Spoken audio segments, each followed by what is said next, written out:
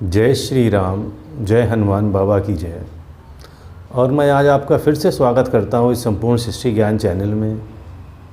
और हम लोग आज बात करने जा रहे हैं एक एक शब्द के अर्थ की, पितर चालसा की। देखिए, जो ये पितर चालसा है या पितृ चालसा है, ये अगर कोई व्यक्ति रोज़ पढ़ता है तो वो, जिसे हम लोग कहते हैं कि पितृदोष हो गया है, तो वो पितृदोष अपने आप ख़त्म हो जाता है इस चालसा पढ़ने से। क्योंकि चालसा पढ़ने से आप जो हैं पितरों की बड़ाई करते हैं उस चालसा के माध्यम से, और जो यह दोष है वो अपने आप ख़त्म हो जाता है। तो आज हम एक एक शब्द और अर्थ को समझेंगे,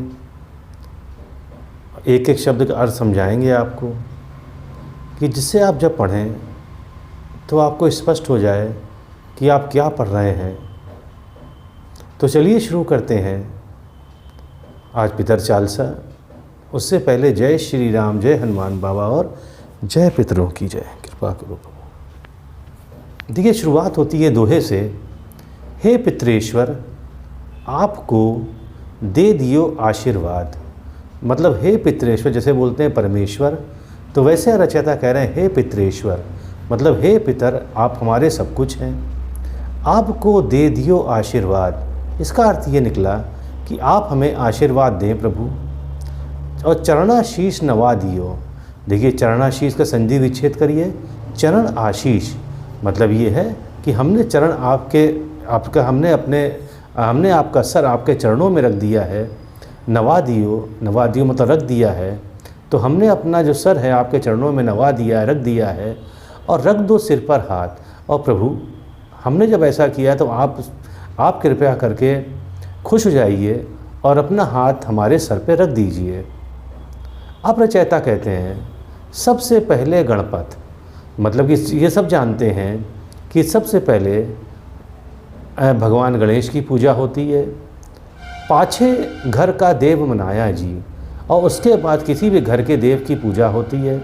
तो इसका अर्थ ये निकला कि सबसे पहले हमको गणेश भगवान की पूजा करनी चाहिए और फिर अपने पितरों की पूजा करनी चाहिए।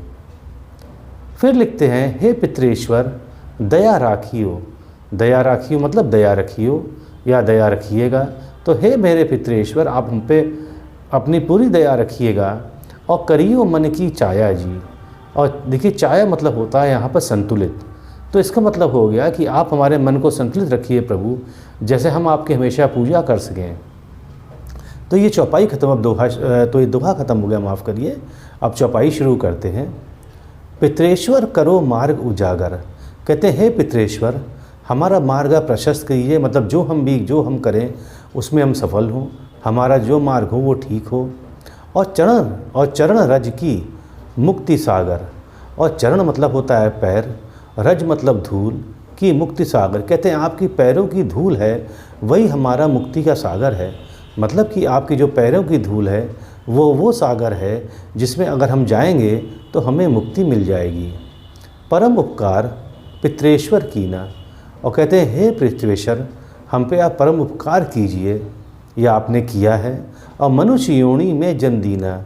तो आपने हम पर उपकार इसलिए किया है बहुत ज़्यादा कि हमारा जन्म जो है इस मनुष्य योनि में हुआ है। जय जय मातृ पुत्र देव मंजो भावे। देखिए, यहाँ कहते हैं कि आप हमारे मातृदेव पितृदेव सभी आप हैं। मंजो भावे मतलब मंजो मतलब मन से हम आपकी पूजा करते हैं प्रभु। और सोई हमें जीवन फल पावे, इसलिए हमें ये जीवन मिला है आपके द्वारा। जय जय जय पितर जी साईं। अब यहाँ पर रचयिता कह रहे हैं जय जय जय पितर जी साईं, मतलब जय हो प्रभु आपकी। और पितृ ऋण बिन मुक्ति नाही। और कहते हैं अगर कोई पितृ ऋण बचा हुआ है तो उसके बिना मुक्ति नहीं मिल सकती है। आगे लिखते हैं चारों ओर प्रताप तुम्हारा। हे प्रभु, कहते हैं कि चारों ओर प्रताप आपका ही है और संकट में तेरा ही सहारा। और संकट में आपका ही सहारा है प्रभु हमें। नारायण आधार सृष्टि का। अभी कहते हैं जो भगवान विष्णु हैं, मतलब नारायण हैं, वो तो आधार है, उन्हीं वही सृष्टि चलाते हैं। और पितर जी अंश इसी दृष्टि का, और कहते हैं जो पितर हैं हमारे वो भी एक भगवान विष्णु के अंश हैं जो हमारा जीवन चलाने में सहायता करते हैं। प्रथम पूजन प्रभु आज्ञा सुनाते, और कहते हैं कि जो प्रथम पूजन प्रभु आज्ञा सुनाते और भाग्य द्वार आप ही खुलवाते। कहते हैं कि जो प्रथम पूजन प्रभु हैं, मतलब जो भगवान श्री गणेश हैं, वही आज्ञा सुनाते हैं पर भाग्य द्वार तो आप ही खोलते हैं। इसका मतलब ये हुआ कि अगर जो हमारे भगवान गणेश हैं वो उन्होंने आज्ञा सुना दी कि इसका भाग्य द्वार खोल दो, पर भाग्य द्वार खोलेगा कौन?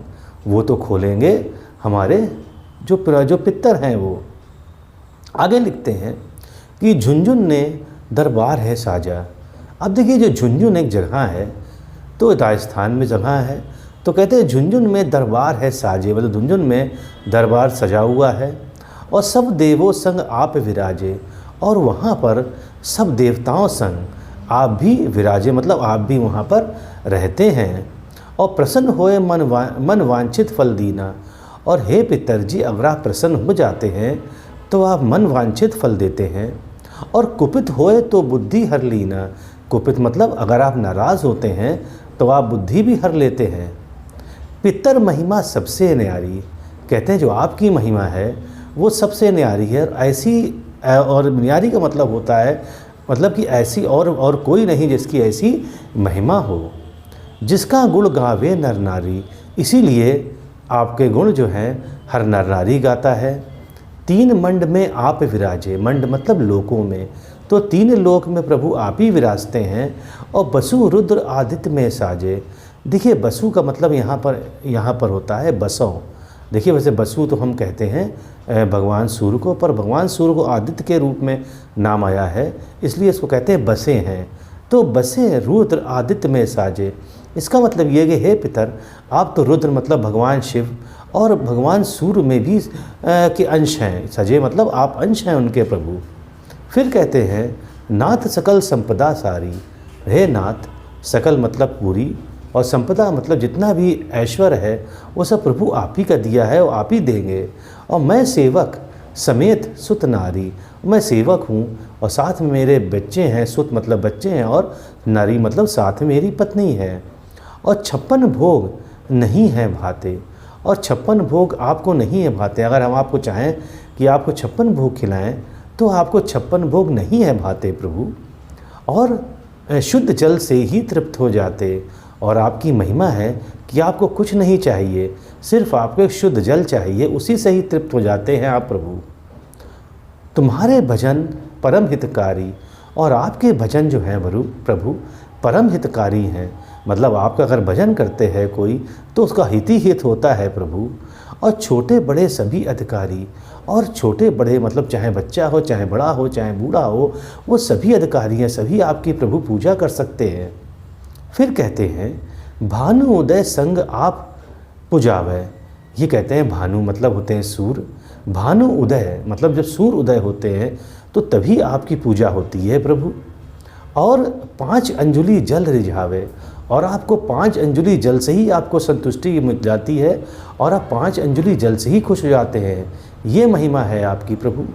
और ध्वज पताका मंड पे है, और आपका ध्वज जो है पताका जो है आपका झंडा जो है वो मंड मतलब आकाश में मतलब तीनों लोकों में मतलब लहरा रहा है।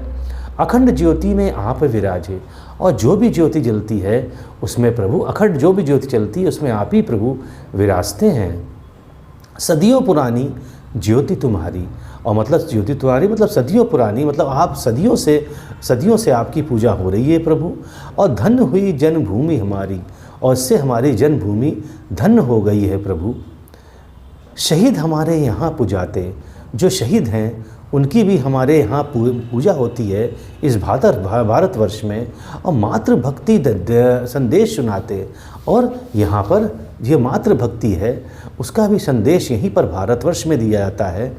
और इस भारत में जगत पितरों सिद्धांत हमारा, और हमारा कहना है कि जगत जो है पितृ से ही है, हमारे पूर्वजों से ही है, ये सिद्धांत हमारा है। और धर्म जाति का नहीं है नारा, हमारे देश में धर्म और जाति का नारा नहीं है प्रभु। हिंदू मुस्लिम सिख ईसाई, चाहे वो हिंदू हो, चाहे वो मुस्लिम हो, चाहे वो सिख हो, चाहे वो ईसाई हो, सब पूजे पितर भाई और सब लोग अपने पितरों की पूजा करते हैं। हिंदू वंश वृक्ष है हमारा और हम हिंदू वंश के हैं और वही वृक्ष है हमारा और जान से ज़्यादा हमको प्यारा। और हमारा जो हिंदू वंश है वो जान से हमको बहुत ज़्यादा प्यारा है। गंगा ये मरु प्रदेश की, कहते हैं जो गंगा जी हैं ये मरु प्रदेश की और पितृ तल पर अनिवार्य प्रवेश की। ये कहते हैं गंगा ये मरु प्रदेश की, गंगा जी मतलब गंगा ये मरु प्रदेश, देखिए मरु प्रदेश का मतलब होता है जहाँ पर पानी कम होता है। तो ये कहते हैं यहाँ पर कि गंगा ये मरु प्रदेश की और पितृ तर्पण अनिवार्य प्रवेश की। देखिए इसके दो अर्थ निकलते हैं यहाँ पे।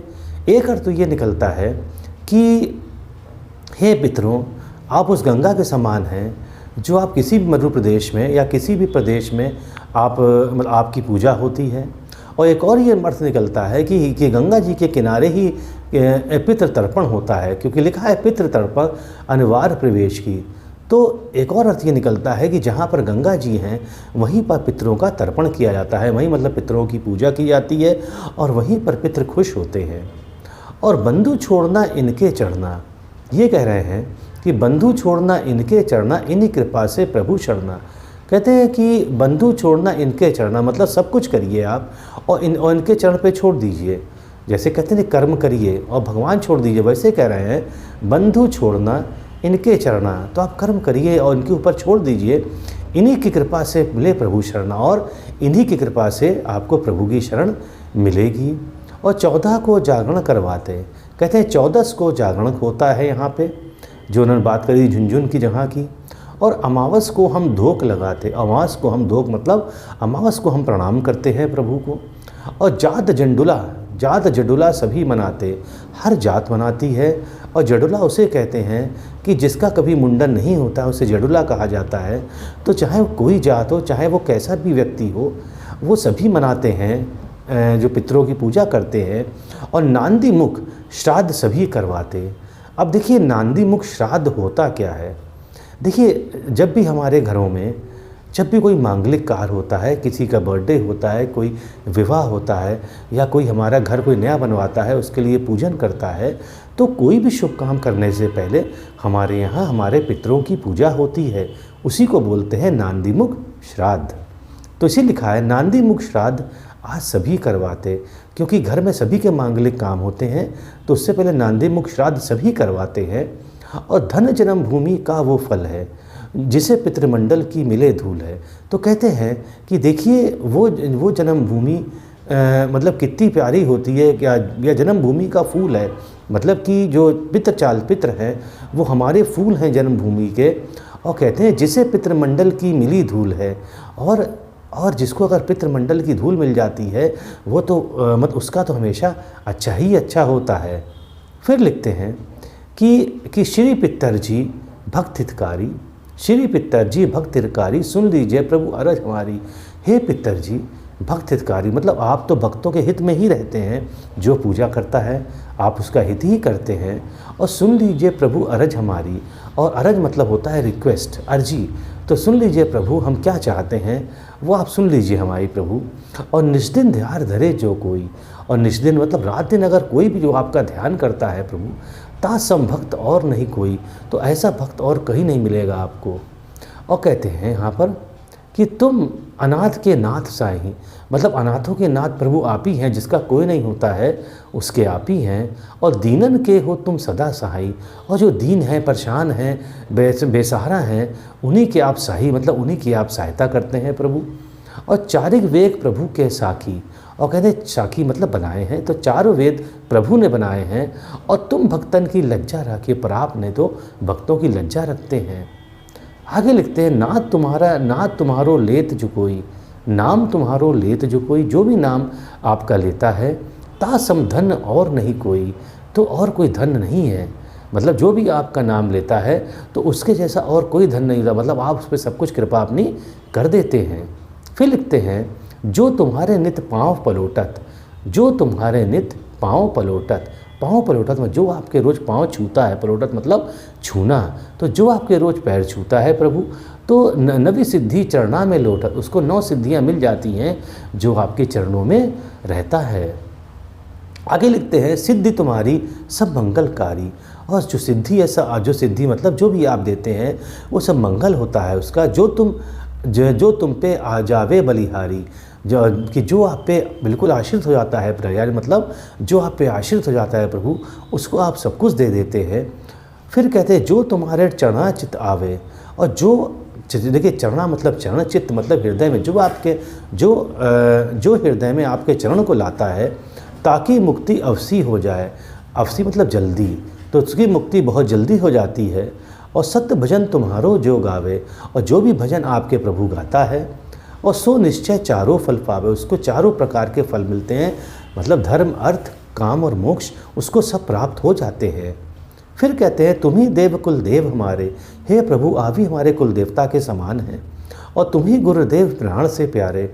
और गुरुदेव आप ही प्राण से प्यारे हमारे। सत आस मन में जो हुई। और जो भी सत आस हमारे मन में होती है, मतलब कि जो भी हम मन से चाहते हैं, सत्य से अगर आपकी पूजा करते हैं, मन से पूजा करते हैं, तो सत्य आस मन में होई, मतलब कि आपको झूठा दिखावा नहीं करते हैं प्रभु, तो मन वांछित फल पावे सोई। तो हमको आप मनवांछित फल देते हैं प्रभु। तुम्हारी महिमा बुद्धि बढ़ाई। और आपकी महिमा ये है कि आप हमारी बुद्धि बढ़ाई, मतलब बुद्धि बढ़ाते हैं। और शेष सहस्त्र और मुख सके न गाई। और चाहे शेषनाग हो, और चाहे सहस्त्र मुख, और चाहे हजारों मुख हों, वो भी आपकी महिमा इतनी कि महिमा आपकी बखान नहीं कर सकते हैं वो। फिर कहते हैं, मैं अति दीन मलीन दुखारी। कहते हैं, हे प्रभु, मैं बहुत ही मलिन, मैं बहुत ही गरीब, मैं बहुत ही परेशान दुखारी हूँ, दुखिया हूँ। करूँ कौन विधय विनय तुम्हारी। मुझे नहीं मालूम है कि कैसे आपकी विनय करूँ, कैसे आपकी पूजा करूँ। और अब पितर जी दया दीन पर कीजिए। हे पितर जी, इस दया करिए, इस दीन पर, इस परेशान व्यक्ति पर दया कीजिए प्रभु। और अपनी भक्ति शक्ति कुछ दीजिए, अपनी भक्ति शक्ति हमें आप कुछ दीजिए, जिससे हमारा दुख दूर हो। और दुख दूर होगा तभी आपकी पूजा हम पूरे मन से कर सकेंगे प्रभु। तो ये था चौपाई। अब दोहा आखिरी का, पितरों को स्थान दो। हमेशा पितरों को स्थान देना चाहिए। तीर्थ स्वयं प्राप्त। कहते हैं कि अगर आप पितरों को स्थान दे दें, वो एक बहुत बड़ा तीर्थ है। अगर आप तीर्थ यात्रा करते हैं, उससे बड़ा तीर्थ है पितरों को स्थान देना। और श्रद्धा सुमन चढ़े वहाँ। और श्रद्धा सुमन से मतलब फूल। और जहाँ श्रद्धा के फूल चढ़ते हैं पितरों पे, पूर्ण हो सब काम, वहाँ पर सब काम पूर्ण हो जाता है। और झुंझुन धाम में विराजे हैं। कहते हैं, झुंझुनू धाम आप विराजते हैं, पितर हमारे महान, वहीं पर आप विराजे हैं प्रभु। और दर्शन से जीवन सफल हो। हे प्रभु, अगर दर्शन मिल जाए तो हमारा जीवन सफल हो जाएगा। और पूजा सकल जहान, आपकी पूजा सकल जहान मतलब हर जगह, और जहान मतलब संसार में हर जगह होती है। और फिर कहते हैं, जीवन सफल जो चाहिए, अगर जीवन आपको सफलता चाहिए जीवन में, तो चले झुंझुनी धाम। तो झुंझुनी धाम आप चलिए, वहाँ पर पूजा करिए, वहाँ पर पाठ करिए पितरों का। और पितर चरण की धूल से हो जीवन सफल महान। और वहाँ पितर चरण की धूल मिलेगी आपको, जिससे आपका जीवन महान हो जाएगा, सफल हो जाएगा, और आप हर क्षेत्र में आप आगे बढ़ जाएंगे।